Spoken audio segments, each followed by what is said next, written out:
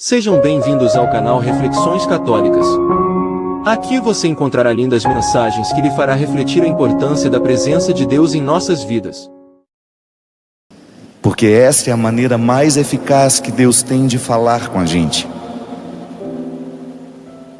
Toda vez que você se cala, que você se recolhe, toda vez que você dá a Deus o seu precioso silêncio, a voz dele será ouvida através da sua consciência. Sim, é a maneira mais eficaz de ouvir o Senhor. Toda vez que nós damos a ele autorização para nos falar, porque esse é um imperativo que a gente diz: fala, Senhor, eu preciso ouvir. Neste tempo onde nós ouvimos tantas coisas e falamos com tanta gente, nós estamos tão carecidos de falar com a gente mesmo. Sim. Então como é que eu posso escutar o Senhor? Nós dizemos tanto isso, né? Fala, Senhor, fala comigo. Tá bom? Mas então fale com você. Ouça-se. Tenha a coragem de recolher-se. Voltar para casa é voltar a si. Foi justamente o que aconteceu com o filho pródigo. E ele só voltou para a casa do pai depois que ele voltou a si.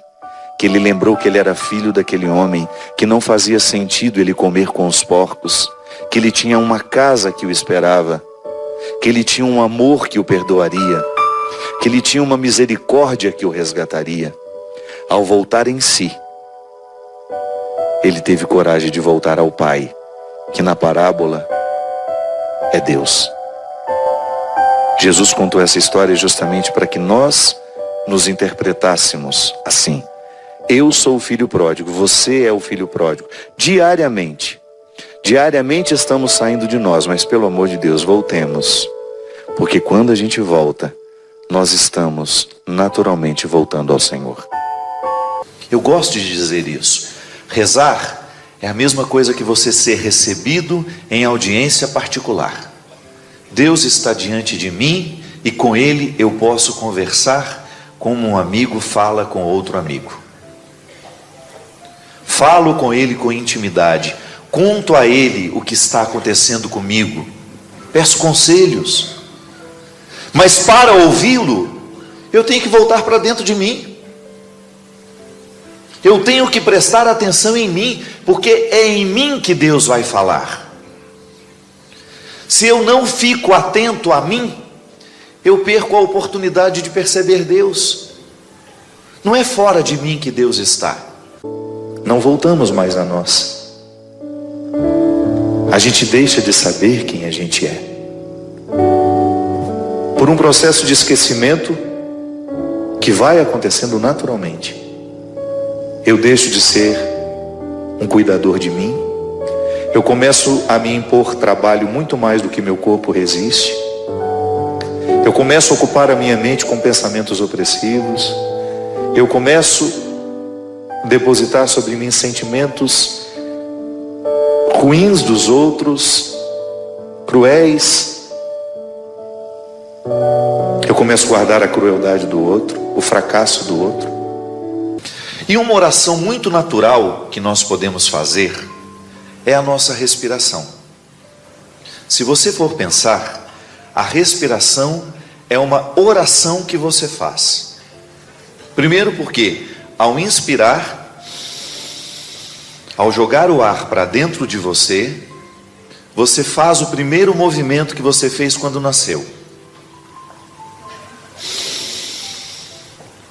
Você nasceu assim.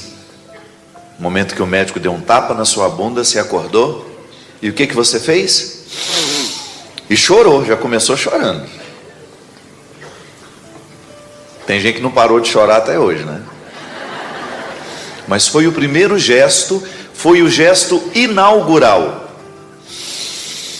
Então, toda vez que eu inspiro, eu estou invocando as forças do meu nascimento. Não é bonito isso? Eu invoco as forças que me fizeram nascer. Nascer para a vida. Toda vez que eu respiro, eu estou assumindo a condição de vivente. E ao expirar, eu estou antecipando o último gesto que eu farei no momento da minha morte. Então a respiração é um movimento da vida e da morte. E eu gosto de rezar assim, pedindo a Deus que me dê condições de buscar a vida e também de dispensar a morte. Às vezes as pessoas se aproximam: padre, sua oração é mais forte que a minha. Reza nessa intenção. Oh meu Deus, vamos acordar o poder que há em nós. Quem diz que minha oração é mais forte que a sua? Isso é uma ilusão. Pode ser que eu, como padre, esteja menos próximo de Deus do que você. A oração poderosa, a que de fato exerce uma transformação em nós, é aquela que atinge o íntimo, mais íntimo, mais íntimo, mais íntimo, que é onde Deus está. Se eu rezo superficialmente, dificilmente essa oração vai surtir efeito em mim. Por quê? Porque ela não atingiu o Deus que me habita. Porque é interessante pensar que a oração é um resultado justamente desse toque de Deus em mim, que me permite acessá-lo através da minha palavra. Imagina isso, que coisa misteriosa. Está em mim e eu acesso por meio da minha palavra, porque quando falo com Ele, é como se a presença dEle se transfigurasse e eu pudesse sentir isso com toda a intensidade do meu coração. Então todos nós temos essa autoridade de recrutar o Deus que nos habita, de com Ele ficar a sós, de com Ele falar e também a Ele pedir, ouvir. Essa música fala justamente de alguém que estava esquecido disso. Alô, meu Deus, fazia tanto tempo que eu não te procurava. E no avesso deste não te procurava está também: fazia tanto tempo que eu não me procurava. Vivi tanto para fora, tão para fora, que esqueci de como andam os caminhos de dentro. Eu preciso caminhar para dentro de mim. Não basta eu ficar andando por aí procurando Deus por fora. Não vou encontrar nunca. Jesus já nos falou através da samaritana: mulher, vai chegar um momento em que não precisareis buscar neste ou naquele monte. Encontrareis em espírito e em verdade. Jogou tudo para dentro de nós. Um Deus íntimo, particular, que eu recebo quando nasço, que já está em mim, que já está em você. Aí você poderia dizer assim: mas ele tem mais Deus do que eu, padre, porque ele está mais santo do que eu. Não. A mesma medida que Deus deu para ele, deu para mim, deu para você.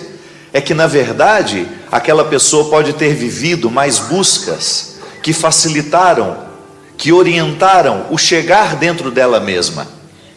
Por que uma pessoa é mais espiritualizada que a outra? Porque ela se beneficiou dos caminhos que a levavam, que poderiam conduzi-la ao conhecimento deste Deus que ela habita. Eu sou um santuário. Você é um santuário. Mas para chegar a este santuário, nós precisamos da quietude. Como dizia Moisés, nós precisamos, como dizia Deus a Moisés, nós precisamos retirar as sandálias dos pés. É interessante, né? Às vezes nós vemos na Sagrada Escritura as passagens em que os profetas tinham os seus momentos com o Senhor e escutavam o que o Senhor queria que eles fizessem. Nós temos Moisés, em muitos momentos, ele se retira para ouvir o Senhor. E às vezes fica na nossa cabeça de que Deus fala ao nosso coração sempre de maneira sobrenatural. E por isso que às vezes até gera uma descrença em alguns. Eu nunca escutei Deus falando comigo da mesma forma como a Sagrada Escritura fala que Deus falava com Moisés.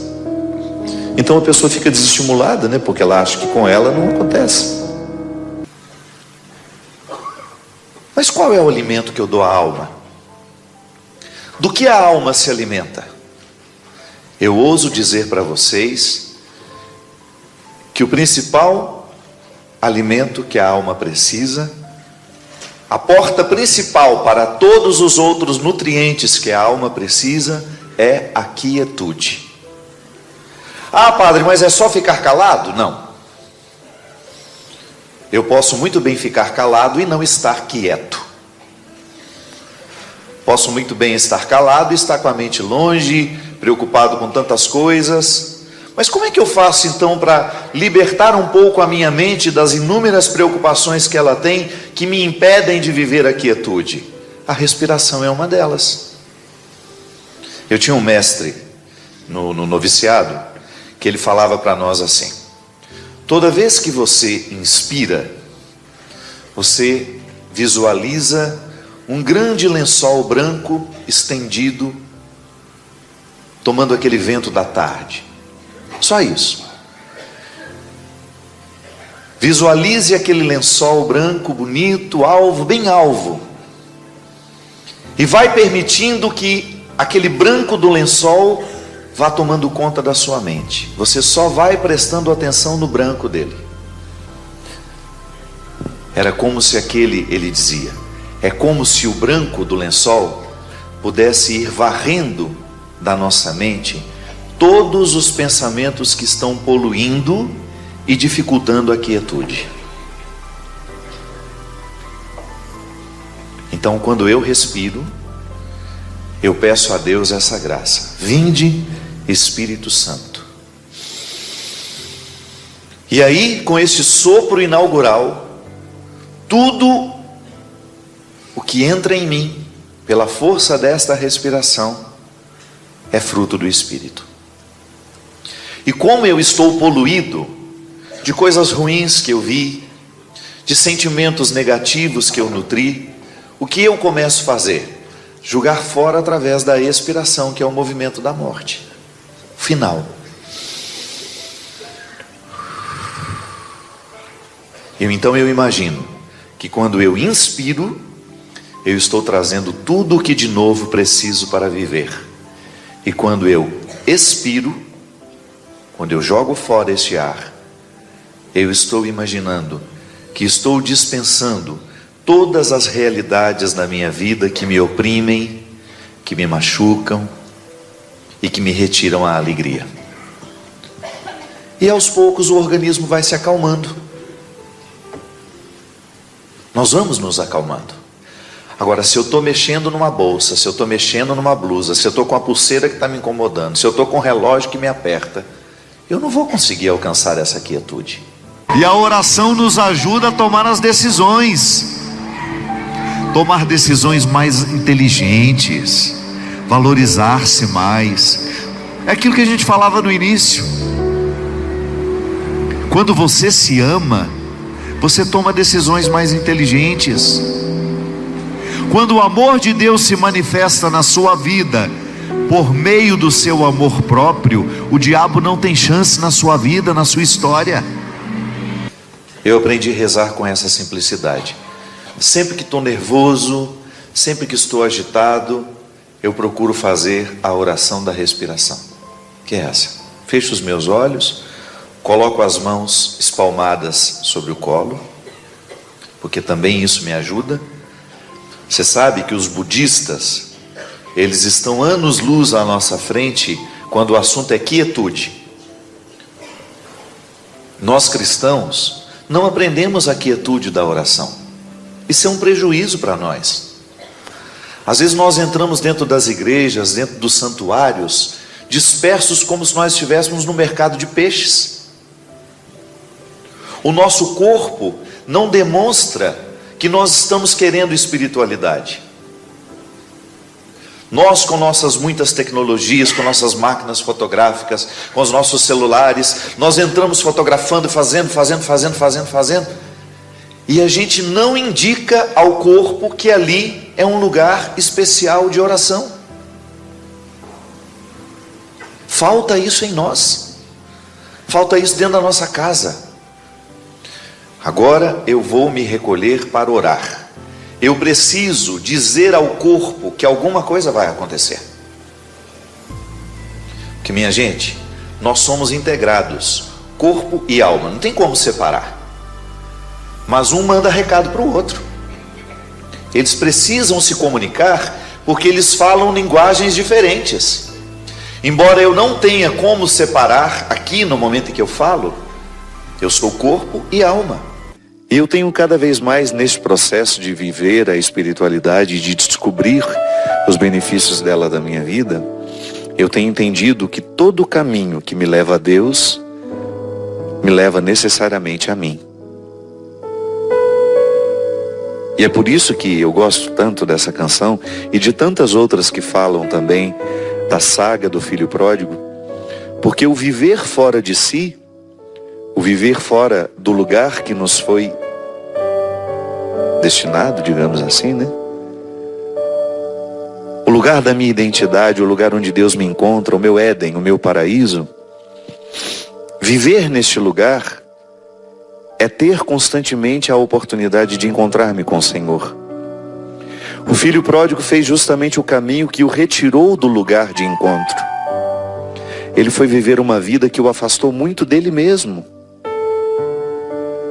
Aquela vida que ele escolheu viver não favoreceu a sua experiência consigo, porque foi uma vida que o afastou dele, de sua essência, de sua raiz.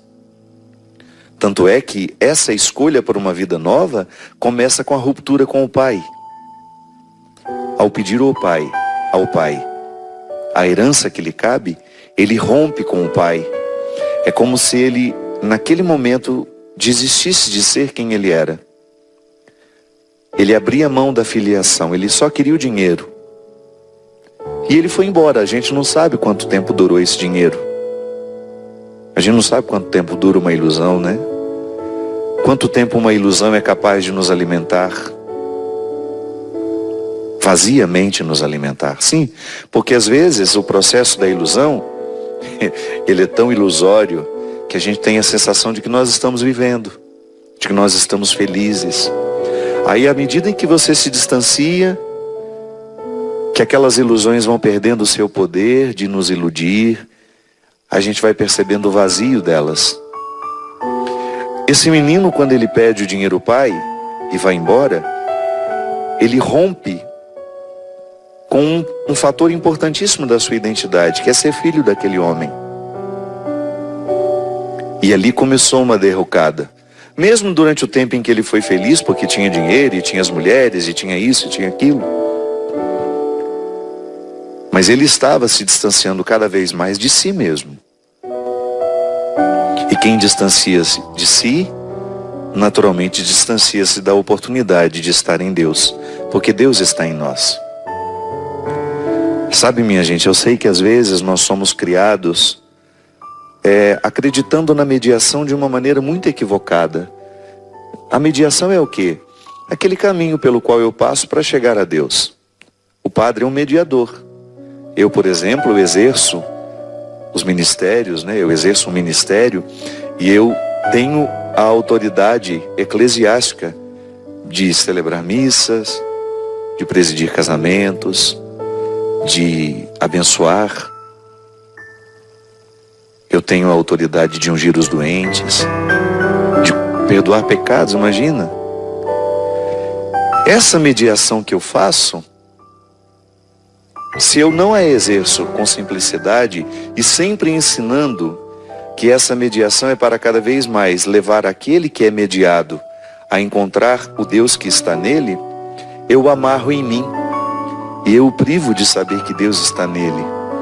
Então eu começo a criar de repente uma mentalidade de que para estar em Deus tem que passar por mim. E eu escuto demais isso, né? E chega um momento em que a gente percebe em nós que nós já ultrapassamos a antessala da religião. A religião é importante para nos colocar em contato com Deus, mas ela não é o destino final.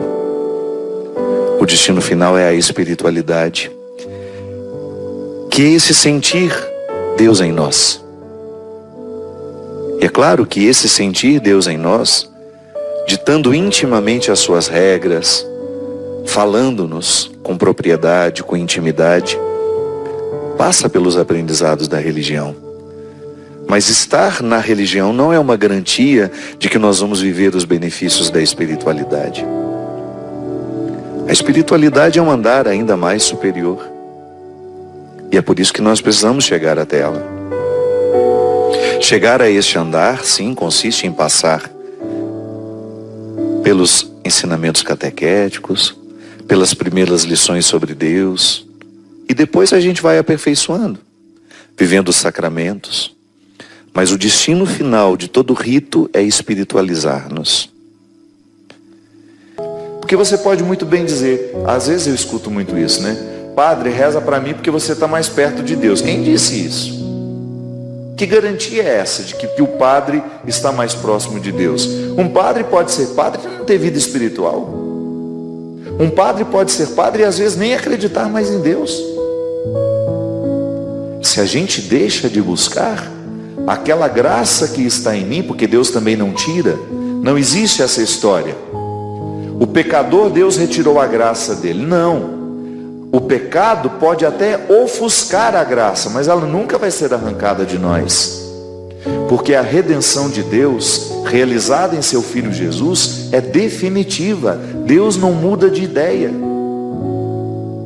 Aquela salvação a que você tem direito, que eu tenho direito, que já nos foi garantida, já está em todos nós. Agora, a nossa vida, a maneira como vivemos, as escolhas que nós fazemos, podem favorecer o florescimento dessa graça e desta salvação, como também pode criar obstáculos para essa graça, para esta salvação. Então é assim que a gente resolve o conflito. A graça de Deus vem antes de tudo, e à medida em que eu tomo posse dela, as minhas atitudes me ajudam, elas contribuem, elas colaboram para que a salvação que Deus já me concedeu se manifeste na minha vida. Então hoje nós estamos protagonizando um tempo que nos priva, um estilo de vida que nos priva muito da quietude, do silêncio, da concentração. Eu lhe desafio a pensar o quanto você deixou de ler nos últimos tempos por causa do celular. O celular rouba o nosso tempo que antes era da leitura. Eu não estou falando somente de uma pessoa, não. Eu estou falando de milhares e milhares de pessoas que tiveram os seus hábitos modificados por causa do celular. Ah, mas eu vejo notícias no celular. Vê de forma muito superficial, né? A gente só lê as chamadas. Dificilmente a gente clica no link para ver a notícia toda. Os livros estão deixando de ser fabricados, as editoras estão falindo, as livrarias estão fechando, o que é uma perda irreparável para a construção de uma sociedade. É lamentável que o seu filho não tenha mais contato com os livros da mesma forma como você teve. Gente, eu me lembro que eu, na minha infância, eu escolhia ganhar livros no Natal. No Dia das Crianças, queria me ver feliz, era me dar um livro de presente. Eu fico pensando como deve ser difícil ter um filho hoje que deseje ganhar um livro de presente. Porque nós estamos estimulados a práticas que são diferentes. Não estou dizendo que somos piores ou melhores. Estou apenas dizendo que somos diferentes e que o cultivo desse estilo de vida já está gerando prejuízos em nós que nós já podemos identificar. Uma delas é justamente a incapacidade de refletir sobre aquilo que estamos vivendo. Nós temos uma pretensão de comandar o mundo que é uma coisa absurda. Nós somos muito prepotentes. A gente sai de casa e a gente acha que a nossa casa vai parar porque a gente saiu dela. Deixa lá seu filho se virar um pouco com seus filhos. Às vezes a casa vai ficar até melhor sem você lá. E quando você voltar, eles vão perceber o quanto você é importante dentro daquele contexto. Deixa as pessoas sentirem um pouco a sua falta. Não insista com a sua presença.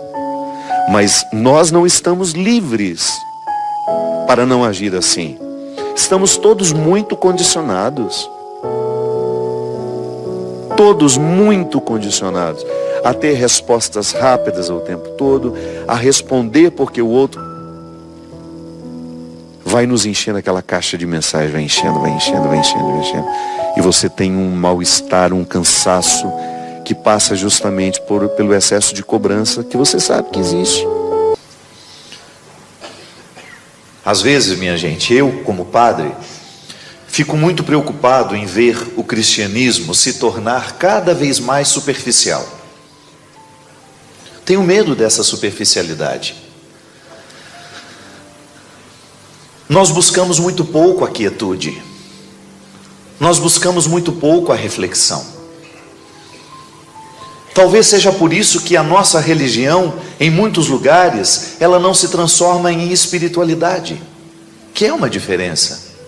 Há pessoas que têm religião, há pessoas que não têm a espiritualidade da religião, só têm a religião, só participam, mas não chegaram aos benefícios do ser religioso, que é justamente o ter espírito. Nós não podemos pensar uma espiritualidade que não contemple as nossas realidades humanas. É no corpo que você experimenta a vida espiritual. Sendo você essa matéria que também é você. Que você é espiritual, não posso identificar, não posso ver, não posso radiografar, mas você é matéria. Você tem um corpo. E este corpo, essa realidade material em que você está espiritualmente presente, e a gente só faz essa distinção para entender, né? Porque na realidade nós somos uma unidade, eu sou corpo e espírito ao mesmo tempo. É no corpo que o espírito cria os seus efeitos, cria os seus benefícios, tanto é que a vida espiritual, quando bem vivida, derrama saúde sobre o corpo. O contrário também é verdadeiro. Quando eu tenho um descuido com o meu corpo, isso repercute também na minha vida espiritual. Você pode observar que às vezes os nossos processos depressivos, eles são iniciados com o descuido com o corpo. Eu já falei, né? Eu acho que eu já contei essa história aqui no programa, de uma mulher que uma vez eu era bem no início do meu sacerdócio. Ela foi no meu confessionário e ela não queria confessar, ela queria desabafar. Chorou muito, estava muito sofrida, muito deprimida. E ela começou a dizer que o marido não gostava mais dela, que os filhos não faziam questão de ficar perto dela. E aí eu fui ficando tão desanimado, coitado, que a mulher estava na pitimba mesmo, na beira da pinguela, né? E eu falei, o que eu vou falar para essa mulher, pelo amor de Deus, ela já está tão ruim, né? E eu estava ficando ruim também, eu já não estava gostando dela, só de tanto que ela estava falando. Aí eu olhei para as unhas do pé dela, cada cavaco de unha desse tamanho. E eu tive coragem de falar assim, minha senhora, uma pessoa que tem uma unha desse jeito não pode ter mesmo, não pode estar bem na vida. Olha que feiura que estão esses pés, tudo rachado, tudo trincado. Só precisa cuidar dessas unhas, só precisa cuidar desses. Aí a mulher falou, que é isso, pai, o senhor está doido? E ela começou a chorar. Só que à medida que ela foi chorando, aquilo foi virando um riso. Porque ela achou graça também daquilo que eu falei para ela. E eu falei com amor, eu falei com carinho, né? Eu não falei de maneira grosseira com ela. Olha essas unhas, que sujeira que estão isso. Eu falei, vamos limpar isso. E olha como é interessante as coisas, né? Às vezes a gente fala sem saber por que a gente está falando. E olha como eu fui no ponto nevrálgico. Porque ela disse para mim assim, padre, o senhor me falou uma coisa agora que fez muito sentido para mim. Eu sempre tive muita vaidade em cuidar das minhas unhas da mão e do pé. Sempre. Para mim, padre, era um prazer ir à manicure, cuidar, fazer as minhas unhas. E foi a primeira coisa que eu deixei de fazer quando eu comecei a adoecer. O descuido com as unhas dos pés e das mãos estava intimamente associado ao início do processo em que ela começou a entregar os pontos. Minha gente, nós estamos exaustos e essa exaustão passa pela dimensão espiritual. Nós temos vivido muito pouco os rituais que descansam o corpo. Nós vamos para o nosso quarto, nós levamos o nosso invasor autorizado, que é o celular, deitamos com ele. Aquele momento que deveria ser dedicado a um livro, acender uma velinha, né, um cheirinho no quarto, para a gente poder relaxar. Toma um banho com mais consciência daquilo que está acontecendo, da água que nos purifica, do sabonete que tem um cheiro bom para nos ajudar a descansar. Não vivemos nada disso. A mesa há muito tempo deixou de ser um lugar de rito, de encontro, de pessoas que se amam, de pessoas que querem se conhecer. Então nós não estamos tendo nenhum respeito pela ritualidade que nos descansaria, que provocaria um bem-estar em nós. Somos reprodutores, volto a dizer, sem nenhuma liberdade de escolha, porque nós estamos condicionados. Somos seres cada vez mais condicionados a responder desta ou daquela forma. Uma forma que foi ditada por alguém, que não é por nós. A nossa fé em Deus, ela tem que nos amadurecer diariamente, para identificar que a graça dele está em nós. É sempre bom você lembrar disso. A graça de Deus antecede tudo que é humano. É um presente que você recebeu no seu batismo. É um presente que a sua oração lhe traz. É um presente que a Eucaristia lhe traz, que a confissão lhe traz, que a comunhão, que a oração lhe traz. Toda vez que você fecha os olhos e invoca o Espírito Santo sobre você, você está permitindo que a graça de Deus perpasse toda a estrutura do seu corpo, da sua vida, do seu corpo físico e do seu corpo espiritual.